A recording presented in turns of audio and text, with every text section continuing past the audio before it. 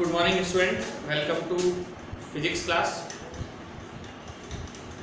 This video is related to 12th English medium student.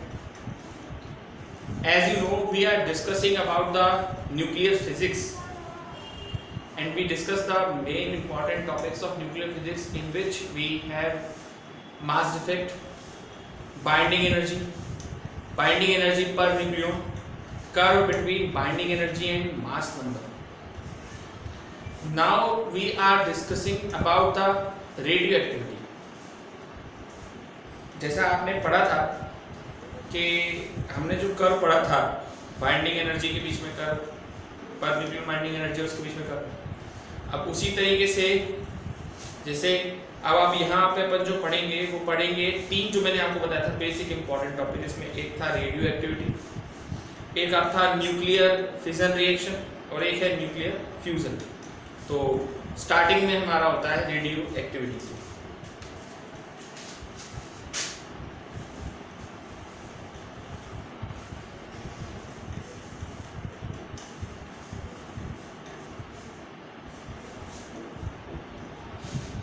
Radio activity की जो discovery है वो 1896 में एच बैकेरल, हेनरी बैकेरल ने एक्सीडेंटली की।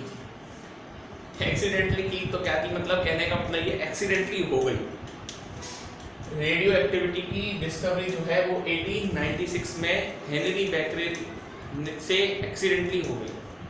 मतलब बैकेरेल कुछ और ढूंढ रहे थे, मिल उनको रेडियो एक्टिविटी है। किस तरह से होती है ये रेडियो एक्टिविटी मैं आपको बताता हूँ। यूरेनियम पोटेशियम सल्फेट के कुछ पीसेस लिए, ठीक है, यूरेनियम पोटेशियम सल्फेट के कुछ पीसेस लिए और उन पीसेस पे लाइट डाली। यूरेनियम पोटेशियम सल्फेट के कुछ पीसेस लेके उनके ऊपर लाइट डाली, फिर उन्हें एक ब्लैक पेपर में रैप कर दिया। ब्लैक पेपर में रैप करके उसे एक वुडन पार्ट में या वुडन ब्लॉक, एक वुडन बॉक्स में रख दिया। और इसके बॉक्स को यूरेनियम पोटेशियम सल्फेट और इसके बीच में हमने फोटोग्राफिक प्लेट भी रख दी, उसमें हमने एक फोटोग्राफिक प्लेट भी रखी। तो फोटोग्राफिक प्लेट और यूरेनियम पोटेशियम सल्फेट के टुकड़े के बीच में हमने एक सिल्वर की प्लेट भी रखी और बॉक्स को बंद कर दिया। आफ्टर सेवरल आवर, कुछ देर बाद हमने ये देखा कि जो फोटोग्राफिक प्लेट थी वो काली हो गई। फोटोग्राफिक प्लेट काली कब पड़ती है मैं बता दूं आपको, जब उस पर रेडिएशन गिरते हैं, लाइट गिरती है, तब वो ब्लैक हो जाती है। तो फोटोग्राफिक प्लेट आपकी काली पड़ गई। अब ऐसा तो तभी हो सकता है जब यूरेनियम पोटेशियम सल्फेट के पीसेस से रेडिएशन निकले हो, कुछ पार्टिकल्स निकला हो और ये पार्टिकल सिल्वर की प्लेट को ही पार करके फोटोग्राफिक प्लेट तक पहुंच गया, तब ये काम हो सकता है। तो ये कहने का मतलब बिल्कुल सीधा सा है कि ये जो सिस्टम है ना, इसमें ये था कि हमने यूरेनियम को लाइट दी, लाइट देने के बाद उसे काले कपड़े में, काले पेपर में बांध दिया, लकड़ी का एक बॉक्स लिया, उसमें हमने एक तरफ यूरेनियम का पीस रखा, एक तरफ फोटोग्राफिक प्लेट रखी, बीच में एक सिल्वर की प्लेट रखी, बॉक्स को सील कर दिया। 2-3 घंटे बाद जब फोटोग्राफिक प्लेट को डेवलप किया तो देखा कि प्लेट काली पड़ गई थी, यानी उस पर कहीं ना कहीं से रेडिएशन गिरे। अब ये रेडिएशन साफ उसी से निकले, किससे, यूरेनियम पोटेशियम सल्फेट के पीसेस से, जो ब्लैक पेपर को भी पेनिट्रेट कर गए, सिल्वर की प्लेट को भी पेनिट्रेट कर गए, तब जाके ये फोटोग्राफिक प्लेट पर पहुंचे। तो ये प्रोसेस जो था ना, आपने जो पढ़ा, इसमें क्या है कि ये रेडिएशन उसी से निकले। तो ये जो प्रॉपर्टी है, ये जो आप देख रहे हैं, किसी भी मटेरियल की रेडिएशन एमिट करने की प्रॉपर्टी रेडियो एक्टिविटी कहलाती है। और ऐसे जो रेडियो एक्टिविटी कहलाती है, और ऐसे जो आपके न्यूक्लियाई हैं उनको हम रेडियो एक्टिव न्यूक्लियाई कहते हैं। इस प्रॉपर्टी को हम रेडियो एक्टिविटी कहते हैं और these nuclei are called radioactive nuclei। Radioactive nuclei की पहचान ऐसे हो सकती है, पीरियोडिक टेबल में ऐसे ऊपर एक स्टार बना हुआ होता है, स्टार बना होता है पीरियोडिक टेबल में। वो जो स्टार जो बना होता है ना, वो आपके रेडियोएक्टिव न्यूक्लियाई है, ठीक है ना। आइए चलिए फिर हम आगे डिस्कस करते हैं। 3 तरह का इसमें डीके होता है। वैसे रेडियोएक्टिव डीके 3 तरह का है। एक तो आपका है अल्फा डीके, दूसरा है आपका बीटा डीके और तीसरा है आपका गामा डिके।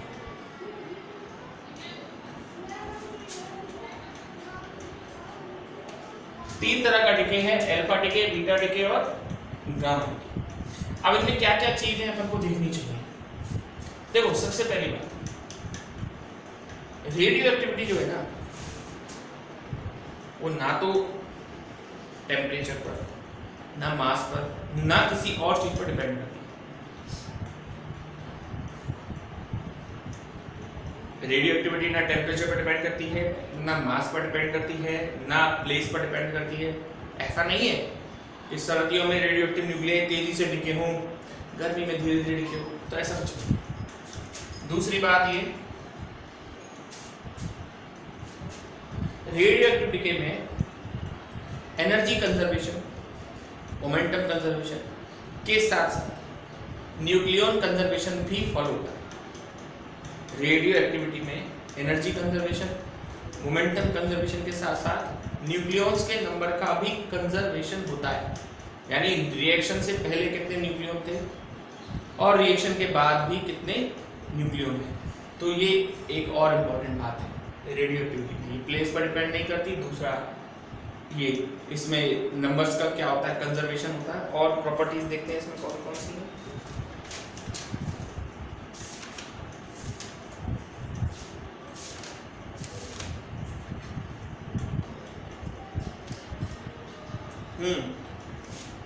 एक प्रॉपर्टी ये है कि जब भी रेडियो एक्टिव डिके होगा और उसमें एनर्जी हमेशा रिलीज होती है।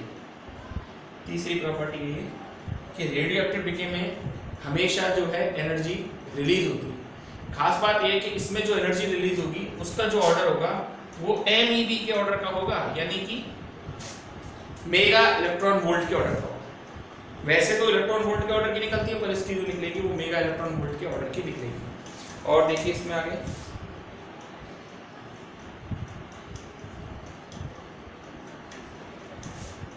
और एक बात और याद रखना कि जैसे कभी ये जो पार्टिकल निकलते हैं अल्फा बीटा गामा, इनके मासेस कभी भी पेरेंट न्यूक्लियाई से ज़्यादा नहीं हो सकते। वो तो जब आप अल्फा बीटा गामा पढ़ेंगे तभी समझ में आएगा। बेसिक तो ये तीन बात है।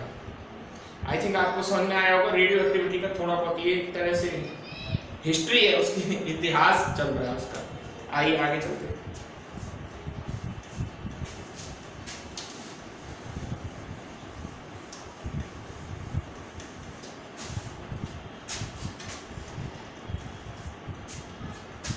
अब चालू हो रहा है आपका very very most important topic, और वो है रदरफोर्ड-सोडी law.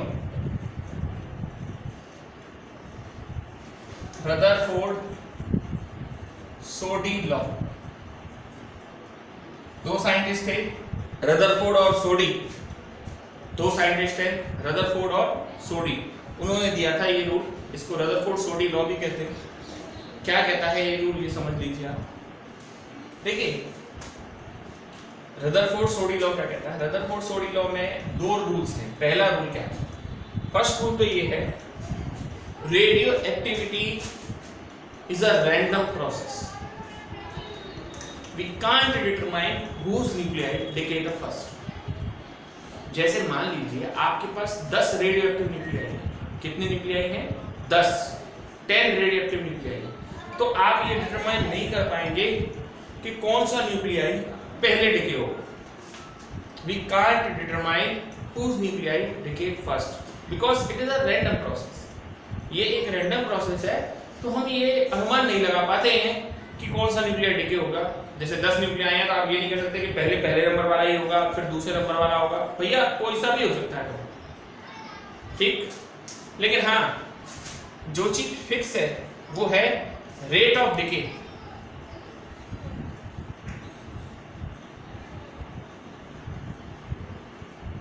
Rate of decay is directly proportional to active number of nuclei। हाँ, ये बहुत अच्छी बात है। मैं एक जनरल बात करना चाहूंगा आपसे, आप मुझे उसका जवाब दीजिएगा।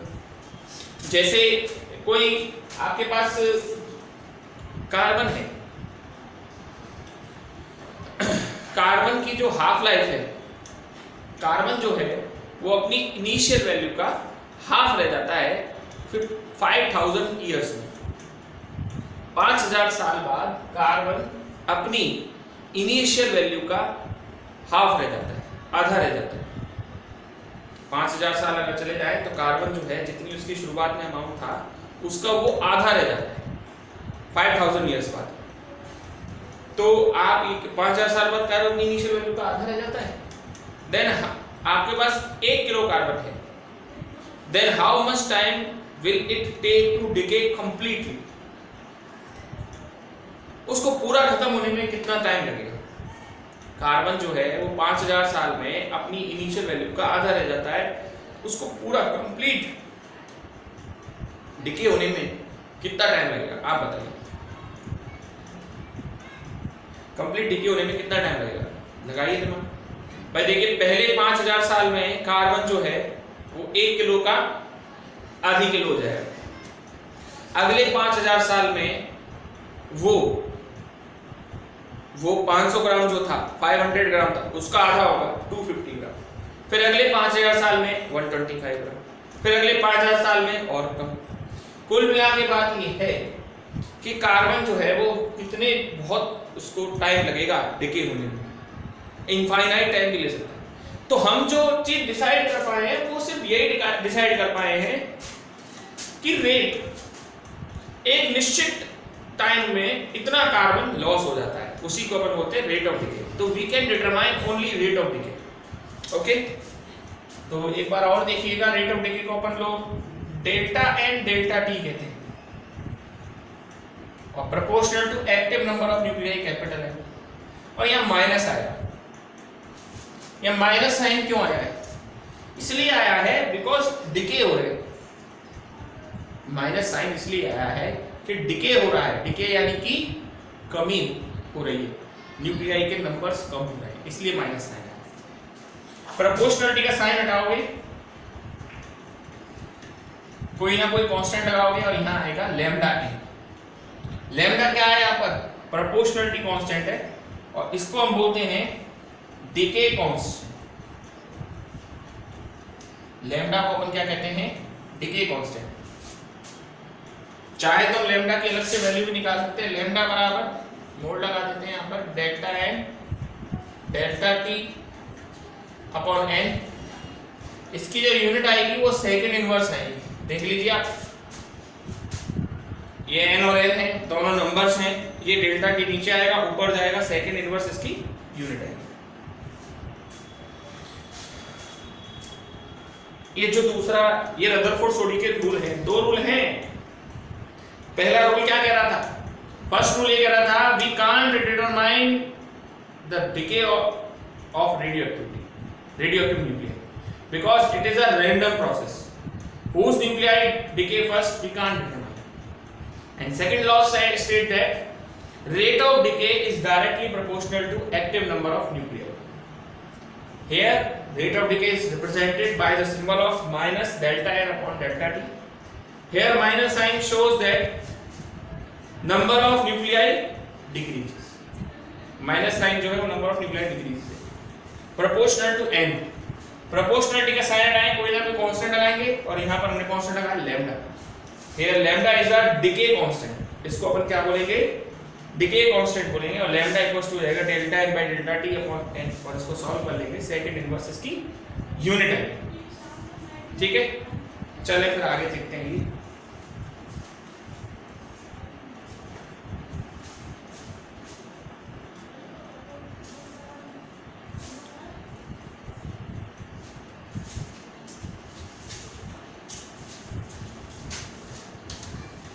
बहुत अच्छा ये क्वेश्चन है।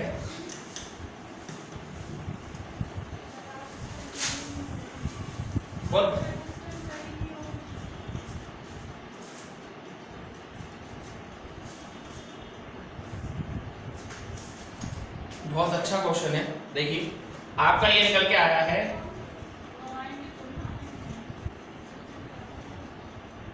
ये if delta T is small, अगर डेल्टा टी छोटा हो तो आप इसकी लिमिट ले लेंगे, limit delta T tends to 0 और ये आया आपका delta N by delta T. Equals to minus K lambda N, और डेल्टा जब भी साइन हटेगा, आप जानते हैं जब किसी की लिमिट लेते हैं तो डेल्टा कन्वर्ट हो जाता है डी में, और ये आ जाएगा आपका D N D T equals to minus K lambda N, और ये आ गया D N upon N minus K lambda D T. ये एक तरह से आपकी ये सेकंड इक्वेशन हो गई। फर्स्ट तो ये थी आपकी,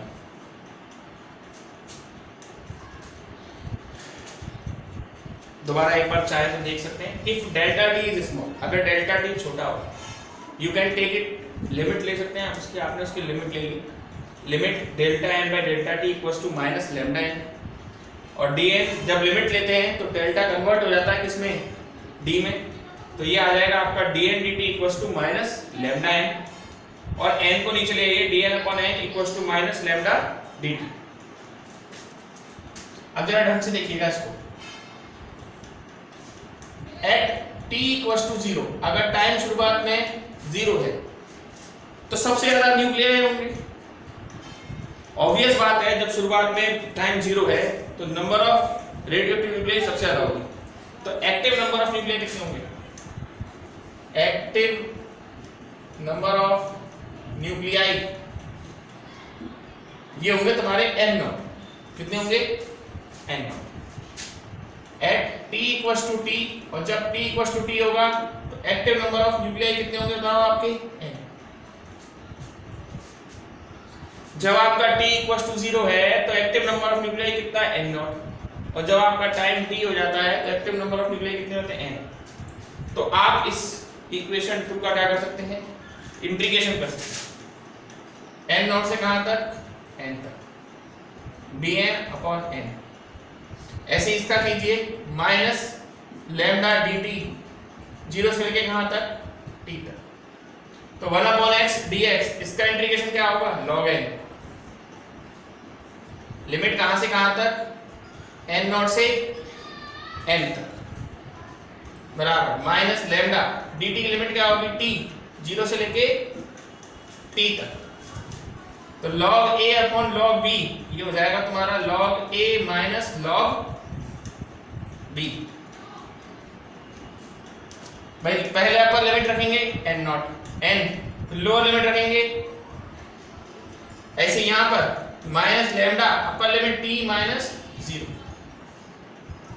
log a minus log b, log n upon n0 minus K lambda t, और अगर लॉग हटाएंगे तो क्या लगाएंगे, e की पावर लगाएंगे। हम जानते हैं इस बात को बहुत अच्छी तरीके से, मैंने ही बताया था आप लोगों को, फिजिक्स में जब कभी भी लॉग हटाया जाता है e की पावर रेज कर दी जाती है।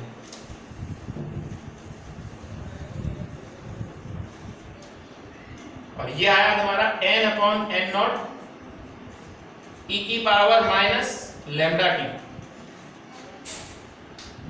और n इक्वल्स टू हो जाएगा n0 e की पावर माइनस लैम्डा t। ये तुम्हारी इक्वेशन नंबर हो गई थर्ड, और इक्वेशन थर्ड जो है वो रिप्रेजेंट करती है exponential decay of radio activity. Equation जो थर्ड है वो रिप्रेजेंट करती है exponential decay of radio activity, ये इसको रिप्रेजेंट करती है। तो कई बार जब पेपर में क्वेश्चन आता है तो वो इसी नाम से आता है कि write the Rutherford Soddy law and find और prove the exponential decay of radio activity. Rutherford Soddy law को लिखें और exponential decay of radio activity को समझाएं। तो ये इसी को समझाते हुए ये ऐसे आता है। ये आपका इक्वेशन नंबर 3 है, ठीक है। हम इसमें आगे चलते हैं। आइए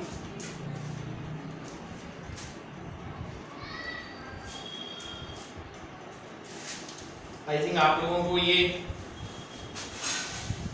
समझ में आ गया होगा, कोई ऐसा हार्ड टॉपिक नहीं है, बट आ गया होगा। अब अगला टॉपिक है हमारा एक्टिविटी। एक्टिविटी एक्टिविटी क्या होती है?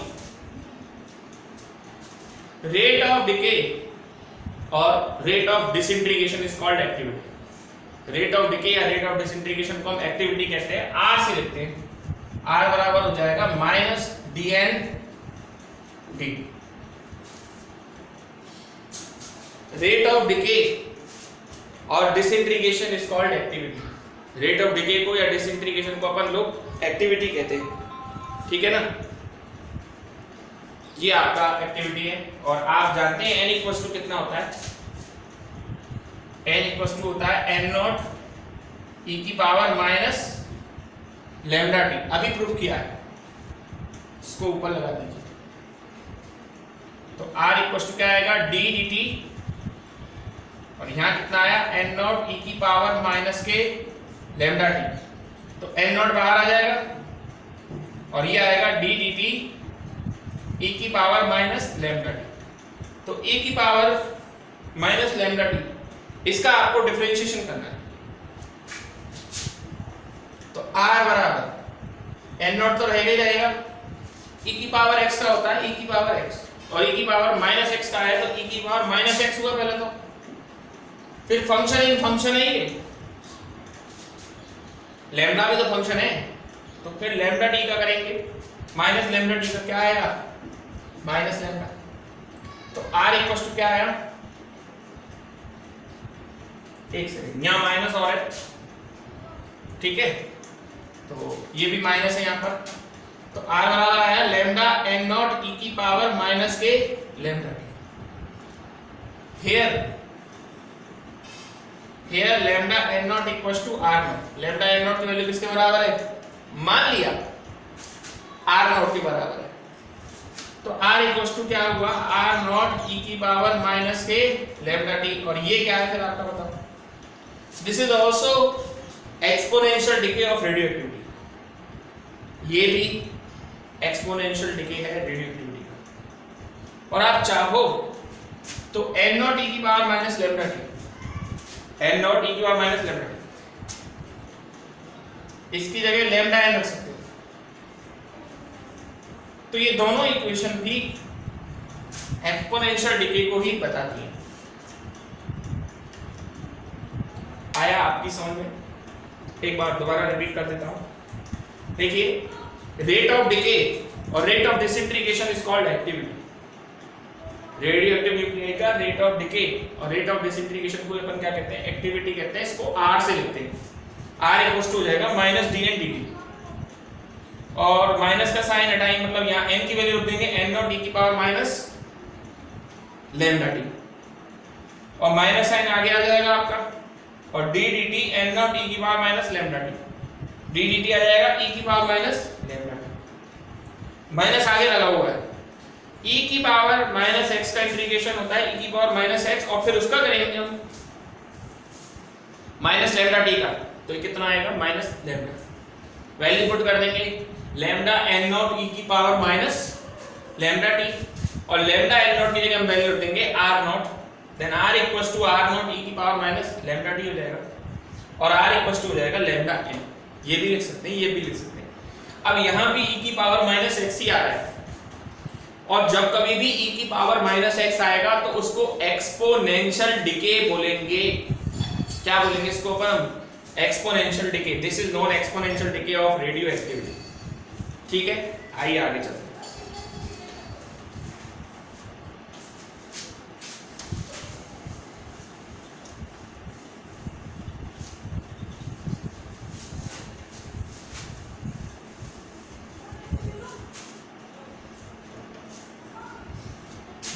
देखिए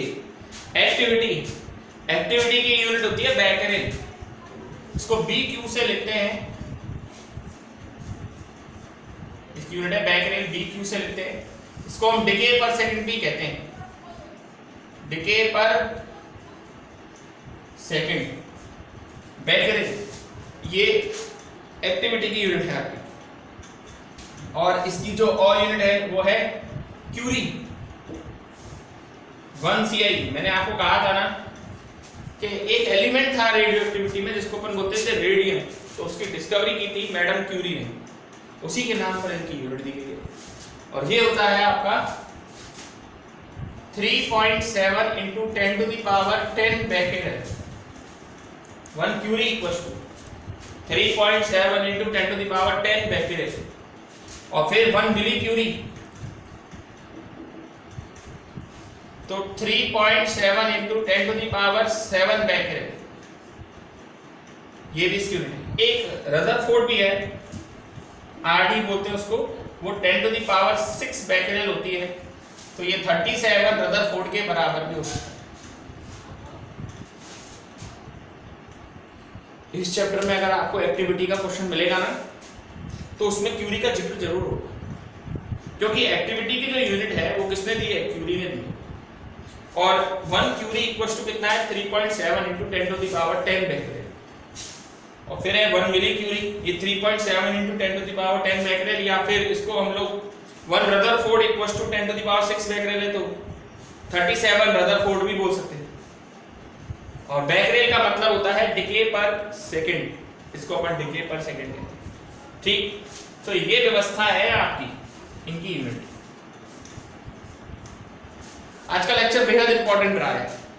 आज आपने क्या क्या डिस्कस किया है, आज आपने रेडियो एक्टिविटी के बारे में पढ़ा है और काफी हद तक सीखा है उसको। आप ये समझ चुके हैं कि रेडियो एक्टिविटी जो है वो अनस्टेबल न्यूक्लियस की प्रॉपर्टी है। पहली बात, रेडियो एक्टिविटी में रेडिएशन निकलते हैं अल्फा बीटा गामा। दूसरी बात, तीसरी बात, ये अगर आपके जो रेडिएशन निकलते हैं इसमें मास कंजर्वेशन होता है, एनर्जी कंजर्वेशन होता है, मोमेंटम कंजर्वेशन होता है, साथ के साथ न्यूक्लियनों का भी कंजर्वेशन होता है। That means nucleon before reaction is equal to nucleon after reactions, ये भी इसमें फॉलो होता है। एक और बात, रेडियो एक्टिविटी पर टेम्परेचर, प्लेस, इन चीजों का इफेक्ट नहीं पड़ता। और जो अल्फा बीटा गामा जो निकलते हैं, प्रोड्यूस होते हैं, इनके जो मासेस हैं वो पेरेंट न्यूक्लियाई से तो हमेशा क्या रहते हैं, कम ही रहते हैं, ठीक है। और सुनिए इसमें और क्या है, ये तो रेडियो एक्टिविटी के बारे में। अब आपने जो पढ़ा था वो पढ़ा मेनली रदरफोर्ड सोडियम। इसके दो स्टेटमेंट थे। पहला statement, radio activity is a random process. सबसे पहला स्टेटमेंट ये था कि रेडियो एक्टिविटी जो है वो आपकी एक रैंडम प्रोसेस है। रैंडम प्रोसेस से हमारा क्या मतलब था, रैंडम प्रोसेस से हमारा मतलब ये था we can't determine whose nuclei decay first. हम ये नहीं बता पाए थे कि कौन सा न्यूक्लियाई पहले डिके होगा, कोई भी कभी भी डिके हो सकता है। दूसरी बात, एक तो ये बात थी, दूसरी बात ये थी कि rate of decay is directly proportional to active number of nuclei. ये मैंने आपको एक बहुत अच्छे एग्जांपल के थ्रू समझाया है। मतलब ये है कि आप ये तो कभी नहीं देख पाएंगे, ये तो कभी नहीं कह पाएंगे कि कोई रेडियोएक्टिव न्यूक्लियाई कितने समय में डिस्ट्रॉयड होगा, यानी कि खत्म होगा, आप नहीं कह सकते। बट आप ये कह सकते हैं कि सर इतने टाइम में इसका इतना हिस्सा डिके हो जाएगा, जिसको अपन क्या बोलते हैं, रेट ऑफ डिके। और रेट ऑफ डिके किस पर डिपेंड कर रही थी, एक्टिव नंबर ऑफ न्यूक्लियाई, है ना।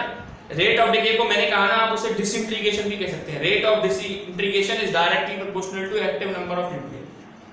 और इसके आगे हम लोग माइनस के साइन का यूज करते हैं।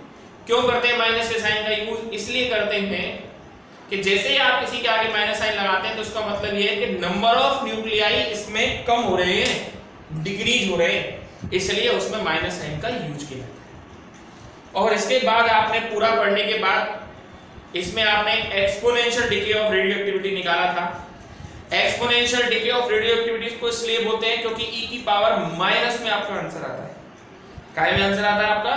e की पावर माइनस में आपका आंसर आता है। उसके बाद इसमें आपने एक्टिविटी पढ़ा था। एक्टिविटी क्या होती है आपको बता दिया गया था। एक्टिविटी थी रेट ऑफ डिसइंटीग्रेशन से ही मतलब था। Rate of disintegration is called activity, उसी को अपन क्या बोलते थे, एक्टिविटी बोलते थे। तो वो भी आपने एक तरह से इसको पढ़ लिया। और यहाँ आपने फिर इसकी ऐसा यूनिट पढ़ी है जिनमें आपने बेकरेल, क्यूरी, मिली क्यूरी, रदरफोर्ड ये पढ़ी जाएगी और ये आपको डायरेक्ट क्वेश्चन में यही मिलेगी। तो आज का लेक्चर बेहद इंपॉर्टेंट है, इससे रिलेटेड नोट्स मैं ग्रुप पे पोस्ट कर दूंगा। और रही बात आगे का, तो आगे का बहुत ही कल का लेक्चर भी हमारा बहुत इंपॉर्टेंट है। रेडियो एक्टिविटी अपने आप में एक बहुत इंपॉर्टेंट टॉपिक है। Okay, that's all for today.